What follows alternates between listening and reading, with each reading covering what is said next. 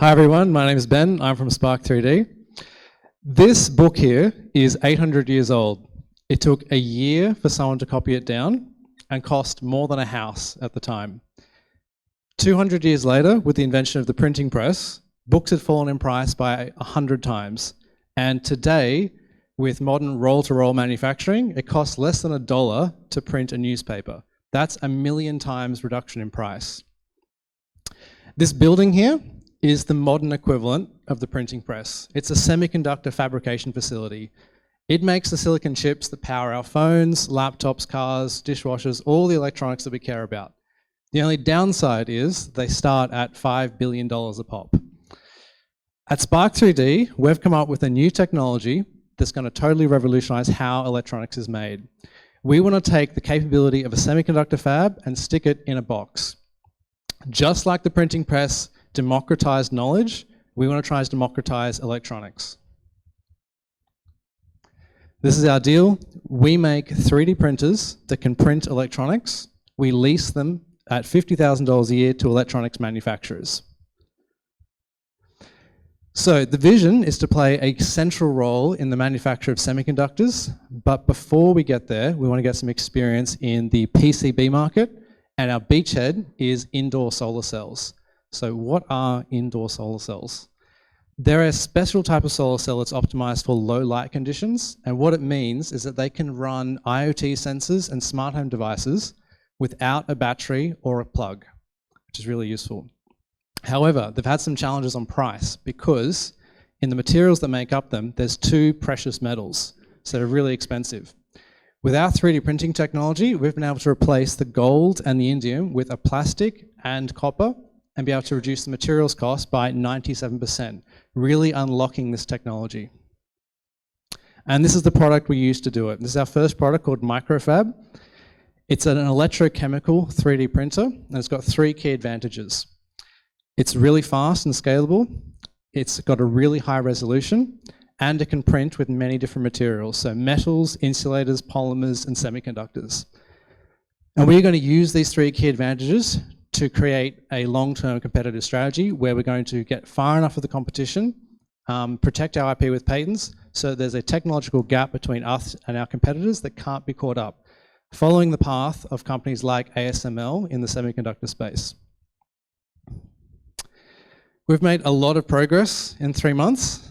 So we've had follow-up conversations with many of our initial potential customers.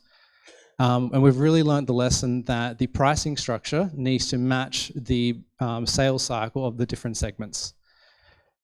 We've formed a really strong connection with our first customer, Great Cell Energy, and we've bought the parts to assemble the next 5 printers for the next 5 customers we have lined up.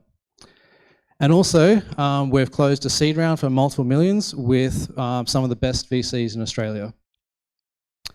In terms of financials, in year 5 with 80% of our beachhead market, we're projecting a $5 million net annual profit, and the key drivers for that are the price per unit and how many we can sell. We save 1 kilogram of CO2 for every IoT sensor that doesn't need a battery.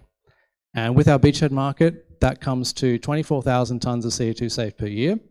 But the benefits for climate are way beyond that. So our process is much more energy and material efficient. It creates almost no waste, and it opens up new opportunities, such as potentially turning e-waste back into e-ink for new electronics.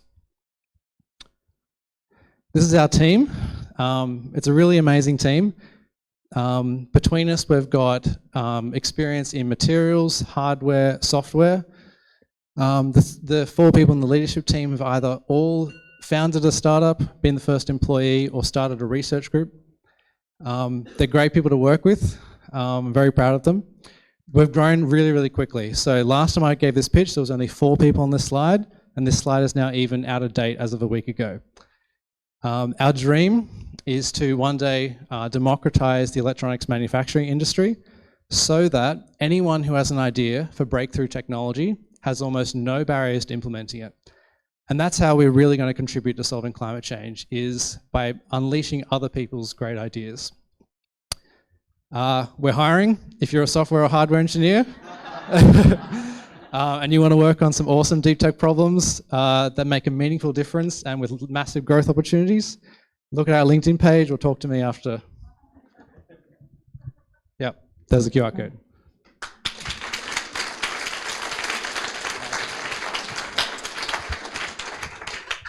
Thank you so much. Questions from the judges? So what's the secret sauce, like without giving stuff away? What's different about what you can do? Yeah, no, I've got a slide for that. There was supposed to be a GIF, but I think it... How to have a rogue slide? Go ahead, go. Yeah, unfortunately the GIF's not working, but it is very fast and very impressive. So basically it's like localized plating. So if you think of how people plate their car wheels, it's like that, but very, very localized. So there's an ink, you pass a current, it reduces the ions in the solution into whatever they're going to be on the surface. So in this case, copper sulfate turns into copper. You can pattern that very quickly. And this little GIF was supposed to be a antenna that we had printed in sort of like 15 seconds. So the first round product is the thing that makes those indoor solar panels, but it's the technology is really about its wider application to other types of things? Yeah, so the first product is a micron resolution 3D printer for multi-materials. The solar cells is just our first customer that we've worked really closely for. And it's in place and working? Yeah, so we don't make the entire solar cell, we're doing the electrode deposition for them, which is what was previously gold. Yeah. Right. And so did they use the business model that you've got in mind, or do they just buy the machine? Yeah, for the first one or two, we might do something custom because, you know, it's an early prototype. They understand it's not, you know, a finished product. But yeah, still working out the details for like which segment's going to get which business model. Yeah, exciting. Thank you. Thanks.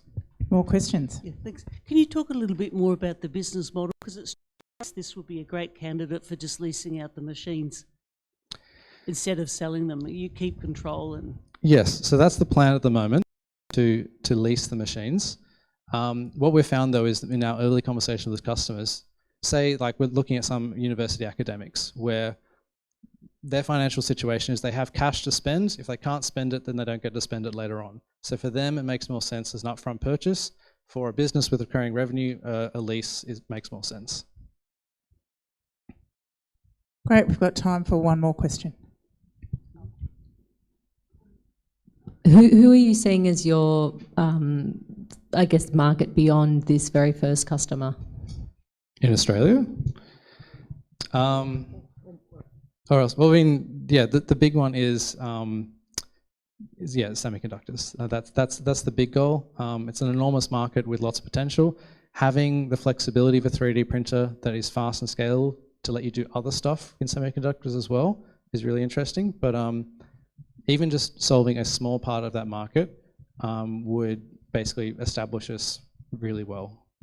Because that's the big goal. But also interested in outdoor solar, batteries, LEDs, displays, basically anything you can think of that's produced, that's an electronics good, we can probably do faster and better.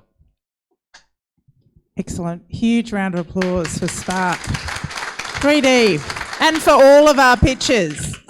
So now,